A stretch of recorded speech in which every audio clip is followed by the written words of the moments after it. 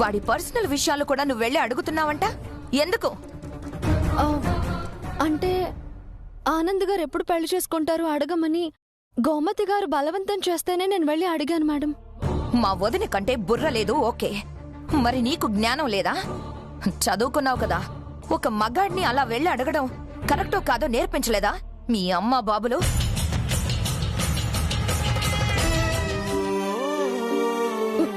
Madam please madam, అలా మాట్లాడొద్దు. మీరనుకున్నట్టు కాదండి. నాకు డబ్బు లేకపోవచ్చు కానీ విలువలున్నాయి. మీరంటున్నట్టు కుసంస్కారంగా నేను ఏ పని చేయను. ఎందుకంటే మా నాన్న సంస్కారంగా ఎలా బ్రతకాలో నేర్పించారండి. నా ప్రాణం పోయినా సరే మీరనుకుంటున్నట్టు నేను చెయ్యను. ఒకవేళ మీకు నేను ఆనంద్ గారితో విరాజ్ గారితో మాట్లాడడం తప్పుగా అనిపిస్తుంటే రేపటి నుంచి నేను ఎవ్వరితోనూ మాట్లాడను. మాట్లాడకపోతేనే నీకు మంచిది. అలాగే మేడం. మీరెన్ని మాటలన్న తర్వాత ఎవరైనా అయితే ఇంటి వైపు కూడా చూడరు. బట్ నాకు వేరే ఆప్షన్ లేదు. ఒకవేళ ఉంటే మీతో మాటలు పడుతూ ఇక్కడ జాబ్ చేసేదాన్నే కాదు. ఈ ఉద్యోగమే నాకు బ్రతుకు మేడం, అర్థం చేసుకోండి.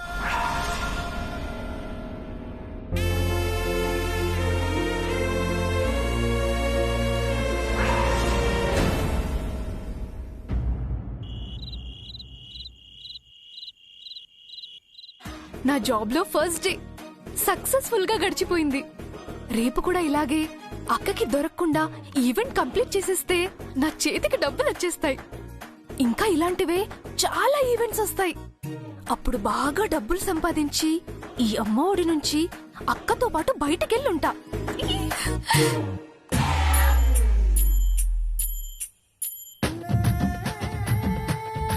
మహి, ఎలా జరిగింది ఫస్ట్ డే? సూపర్ అక్క. వెళ్ళిన చోట ఇల్లుందక్కా. ఇల్లేంటే? నువ్వు వెళ్ళింది గార్మెంట్స్ దాంట్లో కదా? అవునక్క, నేను చెప్తుంది మా కంపెనీ పక్కనున్న బిల్డింగ్ గురించి. అయితే నీకు నీ జాబ్ నచ్చిందన్నమాట. Lovely. I love my job. చాలా క్రేజీగా ఉంది నా జాబ్. నువ్వేంటక్క డల్ గా ఉన్నావు? ఇవాళ నా టైం ఏం బాలేదే. ఏంటక్క పొద్దున్నే లేచి ఆ సీతారత్నం గారి మొహం చూసావా ఏంటి? మహి, అలా అనకూడదే. సర్లే, ఏమైంది ఇంతకీ? ఇవాళ నాకు ఆ ఇంట్లో అన్ని అప్సెట్లేనే. మార్నింగ్ వెళ్ళానా, అక్కడ మ్యామ్ తో తోరణాల సెక్షన్ లో ఆర్గ్యుమెంట్. తర్వాత తోరణాలు కడుతుంటే ఎవరో తోసినట్టు స్టూల్ మీద నుంచి పడబోయాను. ఆనంద్ గారు నిన్ను పట్టుకుని కాపాడారు.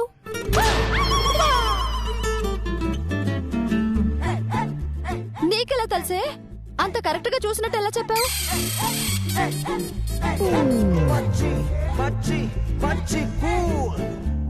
అనవసరంగా ఇరుక్కుపోయాను రా దేవుడా. చెప్పవే, ఏంటి సైలెంట్ గున్నావు? చెప్పు. అది కాదక్క, అక్కడ ఆనంద్ గారు ఉంటారు, నా రాక్ స్టార్ విరాజ్ కూడా ఉంటాడు. ఇద్దరు హ్యాండ్సమ్లు ఉన్న తర్వాత నీలాంటి బ్యూటిఫుల్ గర్ల్ పడిపోతుంటే చూస్తూ ఎలా ఊరుకుంటారు? నాకు తెలిసి ఆనంద్ గారే కాపాడుంటారు. గెస్ట్ చేశారు అంతే. అమ్మా చైత్ర, రండి భోంచెద్దురు గాని. మహి రా, ఏంటి లేటు? మీరు తినండి బామ్మగారు, మేం తర్వాత తింటాం. సీతారత్నం కూడా మీకోసం వెయిట్ చేస్తుంది. టైంకి తినాలి కదా, రండి. సరే పదండి బామ్మగారు.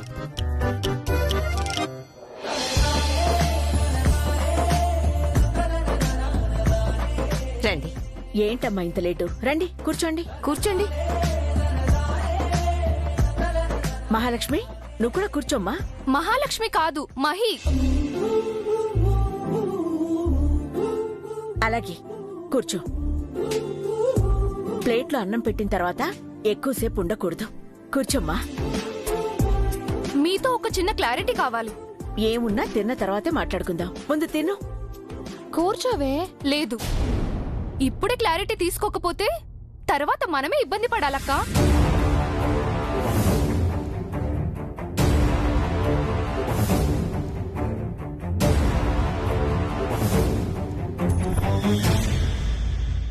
ఏంటా క్లారిటీ? మేము తినే ఈ భోజనానికి మీకు రేట్ ఎంత ఇమ్మంటారు?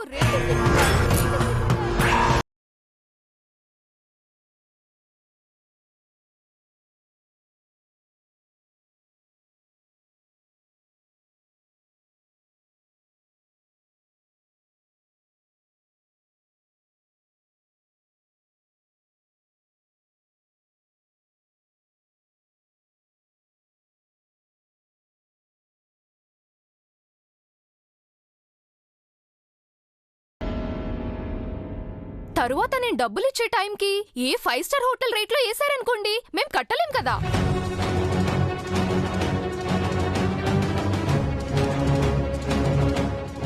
అరవకుండా తిను. ఆగక్క, సీతారత్నం గారు రేటు చెబితే మన స్థాయిలో ఉంటే ఇక్కడ తిందాం, లేకపోతే బయటికెళ్ళి తినొచ్చు కదా. ఇదేమైనా హోటల్ అనుకుంటున్నావా? నేనేమైనా హోటల్ నడుపుతున్నాను అనుకుంటున్నావా?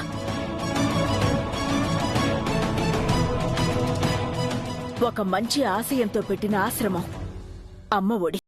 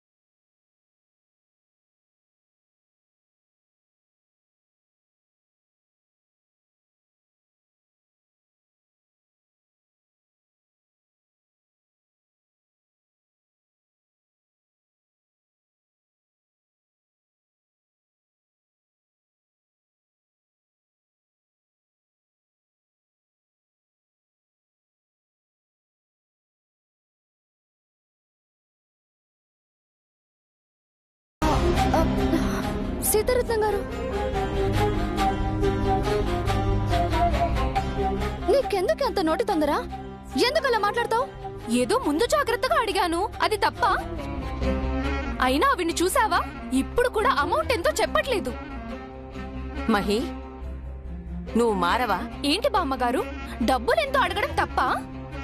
రేపు ఇచ్చేటప్పుడు నా మీద కోపంతో పూటకి 1000 అడిగితే ఎక్కడి నుంచి తెచ్చి కట్టగలం?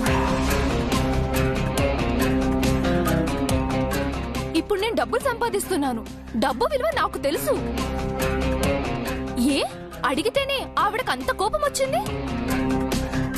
మరి ఆమె అనే మాటలకి నాకెంత కోపం రావాలి? మహి, చాలింకా ఆపు. అవునులే అక్క, నన్నన్న మాటలు నీకు వినపడవు, నేననే మాటలే వినిపిస్తాయి, తప్పు అవుతాయి, అంతే కదా? మహి, మహి, అన్నం మీద అలా అలగకూడదమ్మా, వచ్చి తినమ్మా. మహి, ఏంటో ఇద్దరికిద్దరే ఎప్పుడు గొడవ పడుతూనే ఉంటారు. ఎప్పుడు వీళ్ళిద్దరూ ప్రేమగా మాట్లాడతారు, ఎప్పుడు నేనది చూస్తాను?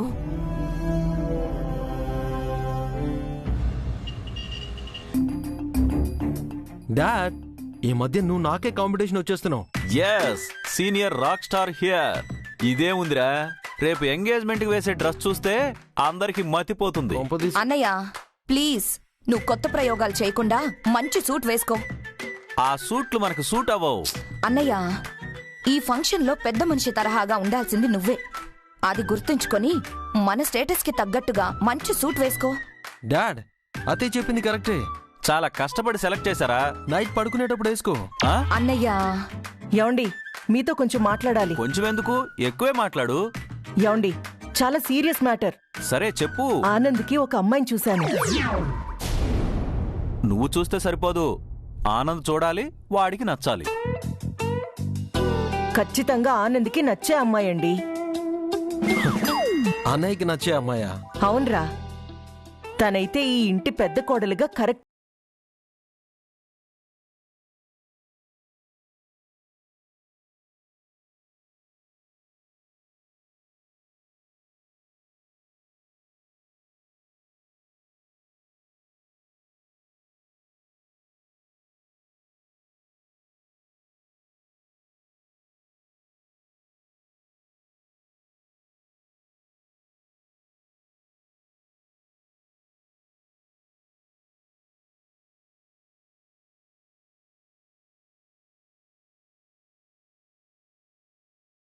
ఆస్తిపాస్తులు లేవు. ఎందుకు మనకున్నాయి కదా, ఆస్తులు సరిపోతాయిలే. అంటే తనది మన స్థాయి కాదు. ఆస్తులు స్థాయి కాదే. ఆ అమ్మాయి ఆనంద్కి నచ్చిందా? ఆనంద్కి ఆ అమ్మాయి సరిజోడా అని చూడాల్సింది. అత్తయ్య గారు, వాళ్ళ ఈడు జోడు సాక్షాత్తు పార్వతీ పరమేశ్వరుల్లా చాలా బావుంటుంది. ఇంకా ఆ పిల్ల ఆనంద్కి బాగా తెలుసు. ఒక రకంగా ఆ అమ్మాయిని చూపించి ఆనంద్ని పెళ్లి చేసుకోరా అంటే ఖచ్చితంగా పెళ్లికి ఓకే అంటాడు. ఓకే అంటాడు. విరాజ్, ఒకసారి ఇట్రా. ఏంటత్తయ్య? మీ అమ్మ చెప్తుంది ఎవరి గురించో తెలుసా? I don't know. మీ అమ్మ చెప్తుంది ఆ చైత్ర గురించి. చైత్రనా? ఖచ్చితంగా చైత్ర మీ అమ్మని ఇంప్రెస్ చేసి ఈ ఇంటి కోడలు అవ్వాలని ప్లాన్ చేసింది. నో అత్తయ్య, తన ఇంటికి రావడమే నాకు ఇష్టం ఉండదు. అలాంటిది మా అన్నయ్యకి భార్యగా అంటే అస్సలు నేను ఒప్పుకోను. అయితే ఎలాగైనా మనం ఆ చైత్ర ప్లాన్ ని అడ్డుకోవాలి. ఏ స్టేటస్ లేని ఆ చైత్ర మన ఇంట్లో ఒక పని మనిషిరా. జాబ్ చేసి శాలరీ తీసుకొని వెళ్లకుండా ఎలా మన ఆస్తి మీద కన్నేసిందో చూసావా? అవును, తనని ఎలాగైనా ఆపాలత్తయ్య. అయితే మీ అమ్మ ప్రపోజల్ ని ఇక్కడితో కట్ చేయాలి. నువ్వు నాకు సపోర్ట్ చేయరా, మిగిలిందంతా నేను చూసుకుంటాను. డన్, పద. ఆ అమ్మాయి చాలా మంచిదత్తయ్యా. వదినా, నేను ఆల్రెడీ ఆనంద్కి ఒక మంచి సంబంధం చూశాను. ఆ అమ్మాయి నువ్వు చెప్పిన అమ్మాయి కంటే అందంగా ఉంటుంది. అందానికి మించిన ఆస్తిపాస్తులున్నాయి. పెద్ద పెద్ద చదువులు చదివింది. నువ్వనుకున్న అమ్మాయి కంటే మంచి గుణగణాలున్నాయి. వీటన్నిటికంటే స్టేటస్ మాత్రం నువ్వనుకున్న అమ్మాయి కంటే మనకంటే ఎక్కువ స్టేటస్ ఉంది.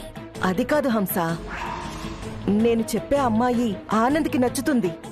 వదినా, నేను చెప్పిన అమ్మాయి ఆనంద్కి పర్ఫెక్ట్ పేరు.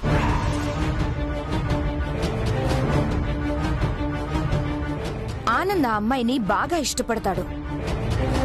అది కాదు హంస, ఆనంద్కి ఎలాంటి భార్య కావాలి, ఈ ఇంటి కోడలకు కావాల్సిన లక్షణాలన్నీ నేను చూసిన అమ్మాయిలో ఉన్నాయి. నేను చూసిన అమ్మాయిలో అంతకంటే ఎక్కువ క్వాలిటీస్ ఉన్నాయి. అవును మామ్, నువ్వు చెప్పిన అమ్మాయి కంటే అత్తయ్య చెప్పిన అమ్మాయే అనేకి పర్ఫెక్ట్ అని నాకు అనిపిస్తుంది. అందులోనూ అత్తయ్య చాయిస్ మీద నాకు నమ్మకం ఉంది. చిన్నప్పటి నుంచి అత్తయ్య మాకు ఏం కొనిచ్చినా, ఏం గిఫ్ట్స్ ఇచ్చినా మాకు చాలా నచ్చేవి. మా ఇద్దరికి అత్తయ్య ఎప్పుడు ది బెస్ట్ ఇస్తుంది. నాకైతే అత్తయ్య చూసిన సంబంధమే పర్ఫెక్ట్ అనిపిస్తుంది. నా కూతురు సర్టిఫై చేసిందంటే ఆ అమ్మాయికి ఐఎస్ఐ బ్రాండ్ ఇవ్వచ్చు. నేను కూడా హంసకే ఓటేస్తున్నాను. నా చెల్లి మనందరికంటే బాగా ఆలోచిస్తుందని నా అభిప్రాయం. సో నేను తన ఆలోచనకే ఓటు వేస్తున్నాను. వదినా, నువ్వు ఆనంద్ పెళ్లి గురించి ఆలోచించుకో. వాడి గురించి అర్హత లేని అమ్మాయిలందరినీ చూడకు. వాడి పెళ్లి బాధ్యత నీతో పాటు మాకు కూడా ఉంది. ఎగ్జాక్ట్లీ, పర్ఫెక్ట్ గా చెప్పావు అత్తయ్య. సరే, ఒక పని చేస్తాను. నేను చూసిన అమ్మాయిని రేపు ఎంగేజ్మెంట్కి పిలిపిస్తాను. అప్పుడు నువ్వు చూసి ఆనంద్కి నువ్వు చూసిన అమ్మాయి కంటే తనే పర్ఫెక్ట్ అని చెప్తావు. అయితే ఇంకేముంది, ఇది ఇంకా మంచి ఆలోచన. నువ్వు ఆ అమ్మాయిని రేపు మన ఇంటికి ఎలాగైనా రప్పించవే. మనతో పాటు ఆనంద్ కూడా చూస్తాడు కదా. ఏమొదినా, ఓకే కదా?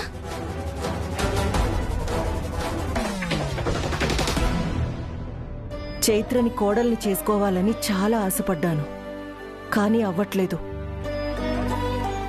ఆనంద్కి ఎవరు రాసిపెట్టున్నారో ఏంటో. పిల్లలు స్కూల్కి ఎందుకు వెళ్ళలేదు? కడుపు నొప్పి బామ్మ. ఇద్దరికి ఒకటేసారి వచ్చిందా? వెళ్ళండి, చెప్తున్నానుగా.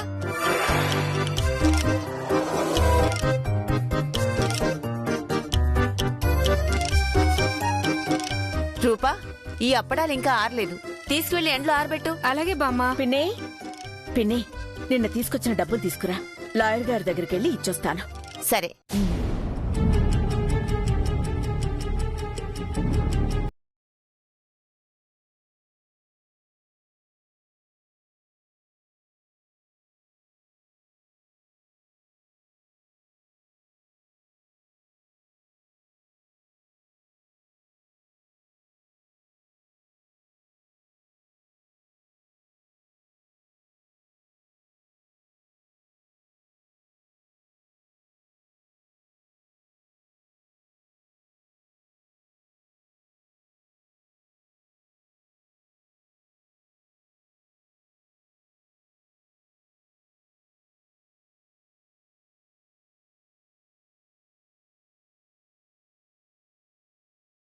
ఎవరైనా చూసారా?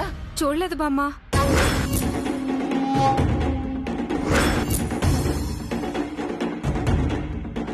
పిన్ని, ఏమైంది? నిన్న ఆ రూమ్ లో డబ్బులు సంచి పెట్టాను. ఇప్పుడు ఆ సంచి కనిపించడం లేదు.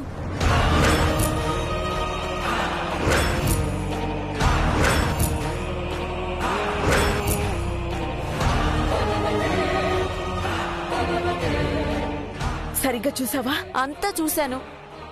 మరోసారి చూద్దాం పదండి. ఇదిగో ఇక్కడే పెట్టాను.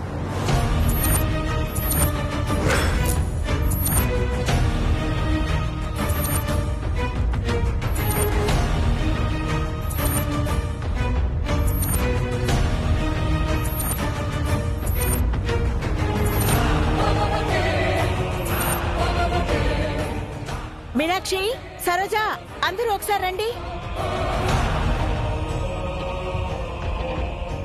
మన అమ్మ ఒడిలో పిన్ని డబ్బులతో ఉన్న సంచిని ఆ రూమ్ లో ఉంచింది. అదెవరైనా తెలియక తీశారా? తెలీదు సీతక్క, నేను చూడలేదు.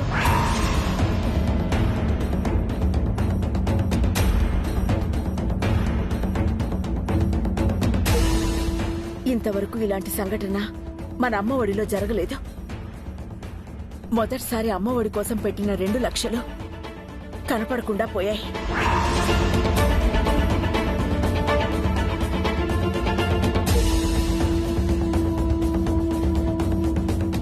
సీతారత్నం, అన్ని రూములు ఒకసారి వెతుకుదాం.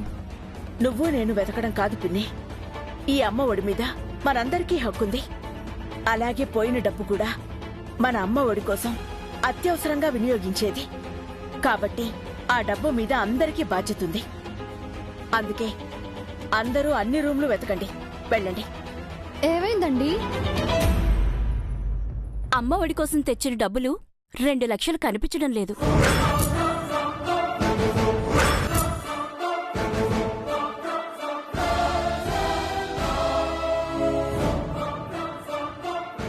మొదట నేను మీ రూమే కదా, రండి ఫస్ట్ మీ రూమే చెక్ చేద్దాం.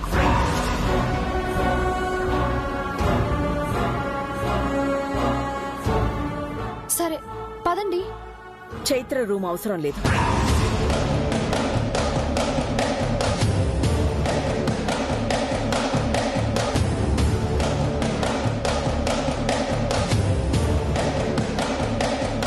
పర్లేదండి, చెక్ చేయనివ్వండి.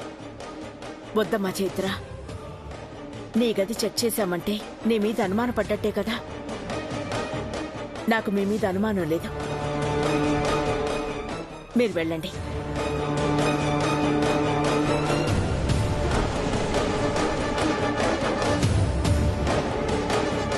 నేను చెప్పాక కూడా మీకెలాంటి అనుమానం ఉన్నా మీరు వెళ్ళి వాళ్ళ రూమ్ వెతకొచ్చు.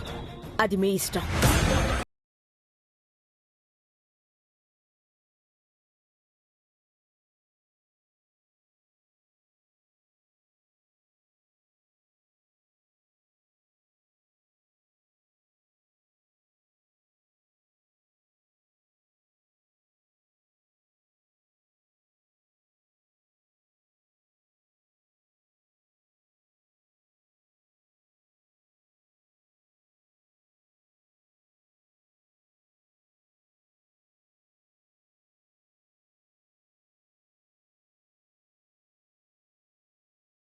దండి.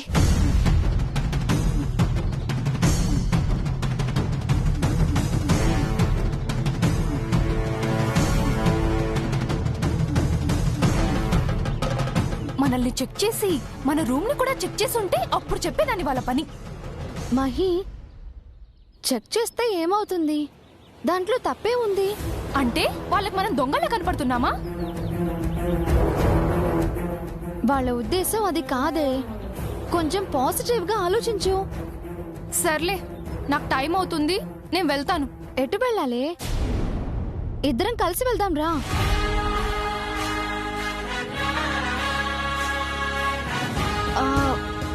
వద్దులే అక్క, నువ్వు వెళ్ళు.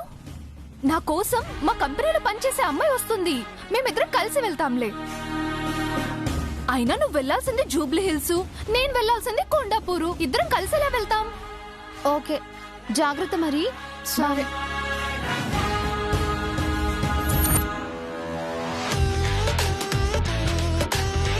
అమ్మో, నేను వెళ్ళాల్సింది అక్క వర్క్ చేసే ఇంటికే.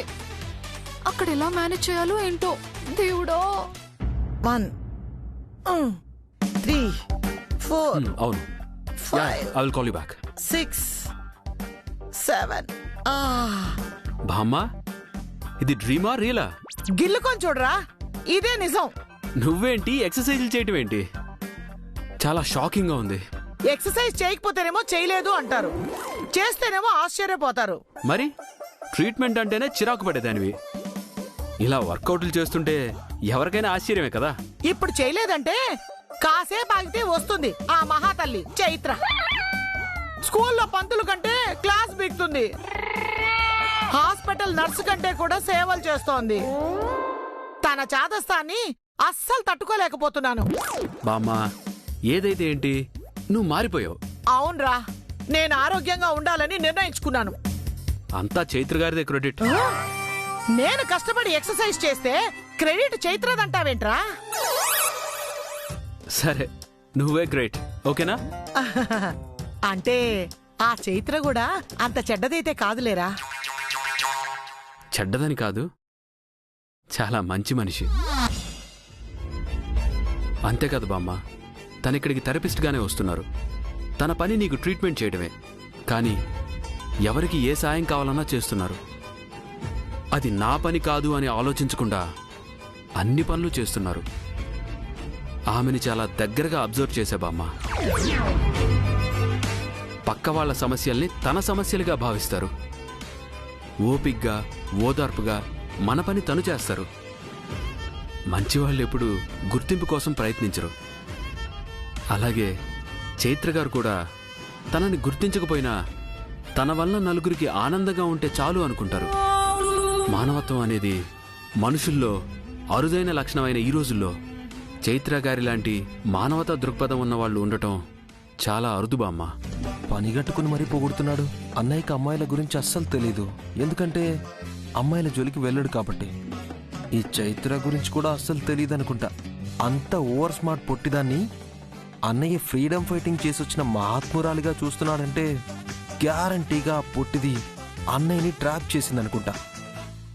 ఖచ్చితంగా చైత్ర మీ అమ్మని ఇంప్రెస్ చేసి ఈ ఇంటి కోడలవ్వాలని ప్లాన్ చేసింది. అవును, ఖచ్చితంగా అది అన్నయ్యని ట్రాప్ చేసింది.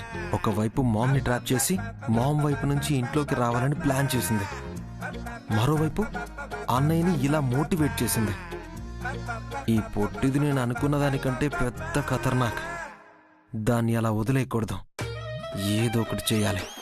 చేస్తా.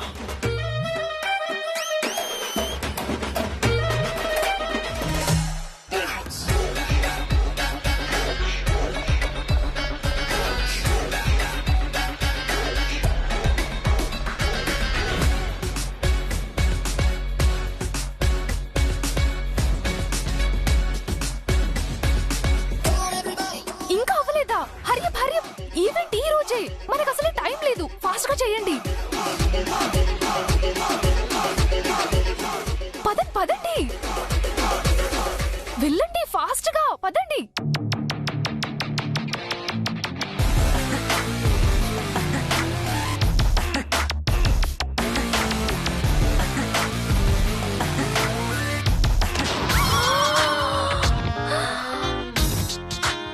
నా rock star Viraj, Viraj my rock star. నీకోసం వచ్చినప్పటి నుంచి ఎదురు చూస్తుంటే ఇప్పుడు ఎదురుపడ్డావు. My sweetheart, singing icon. ఇది నా డ్రీమ్ కాదు, రియల్. I'm so blessed. దేవుడా, నాకు ఇంకేమీ వద్దు. నా కోరిక తీరిపోయింది. నేను చచ్చిపోయినా పర్వాలేదు. ఒక్కసారి మాట్లాడాలి.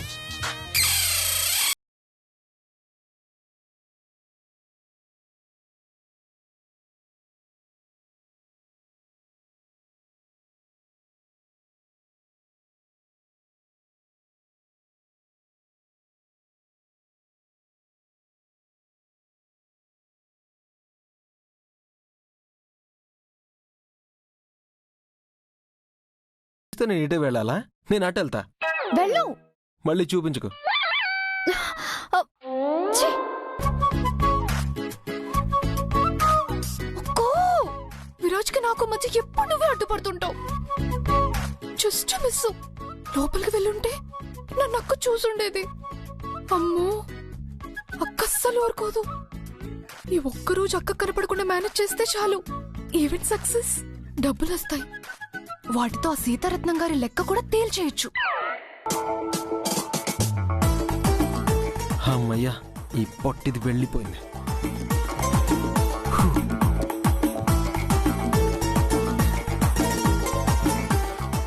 Rock star, who are you? మీకు పెద్ద డై హార్ట్ ఫ్యాన్ ని. ఎంత ఫ్యాన్ అంటే big big big biggest fan ని. ఓకే. ఎంత ఫ్యాన్ అంటే మీ ఏ మ్యూజిక్ షోని మిస్ అవ్వను. మీరు ఏ పాట పాడినా సరే మినిమం 1,00,000 టైమ్స్ కంటే ఎక్కువ వింటాను. ఓకే. అసలు మీరు గచ్చిబౌలి స్టేడియంలో చేసిన మ్యూజిక్ లైవ్ పర్ఫార్మెన్స్ అయితే వేరే లెవెల్ అంతే. Thank you. మీ మ్యూజిక్ కి all India pop stars, rock stars ఎప్పుడో దుకాణం సర్దేశారు. ఇప్పుడు మ్యూజిక్ సెన్సేషన్ అంటే రాక్ స్టార్ విరాజ్. మీరు గిటార్ మీటుతో పాట పాడుతుంటే మా పాదాలు మాకు తెలియకుండానే డాన్స్ చేసేస్తుంటాయి. Okay okay okay, calm down. I understand. But fans ఇలా డైరెక్ట్ గా ఇంట్లోకి రాకూడదు. Hey security. రాక్ స్టార్, నేను మీ ఫ్యాన్ ని, అలాగే ఈ ఈవెంట్ ఆర్గనైజర్ ని కూడా. Oh really? నిన్నెక్కడో చూసినట్టు అండ్ నీ వాయిస్ ఎక్కడో విన్నట్టుందే. అమ్మో, అరుసు అక్క ఫోన్ లో మాట్లాడింది గుర్తుపట్టి అక్కకి చెప్పేస్తాడేమో. ఎక్కడ విన్నాను మీ వాయిస్? నా వాయిస్ వినే ఛాన్స్ లేదు సార్. No, it's familiar. ఎక్కడో విన్నాను. నువ్వు నాతో మాట్లాడు, బట్ ఎక్కడ అనేది రైట్ నో గుర్తు రావట్లేదు. రాక్ స్టార్, నిన్ను చూసే అదృష్టం, నీతో మాట్లాడే అదృష్టం ఇవ్వాలే కలిగింది. ఓకే, నీ పేరేంటి? నీతో ఎవరు మాట్లాడుతున్నారో తెలుసా? మహి నా పేరు. ఎస్ నీ పేరే? మహాలక్ష్మి. అబ్బా, నాకు నచ్చని నా ఫుల్ నేమ్ చెప్పుకోవాల్సి వచ్చిందే. Sorry to say this, but పేరు యావరేజ్ గా ఉన్నా నువ్వు బానే ఉన్నావు. పేరు పేరుకి నీకు మ్యాచ్ అవ్వట్లేదు. థ్యాంక్ యూ, నాకు ఇది చాలా పెద్ద compliment. Okay. Please rock star,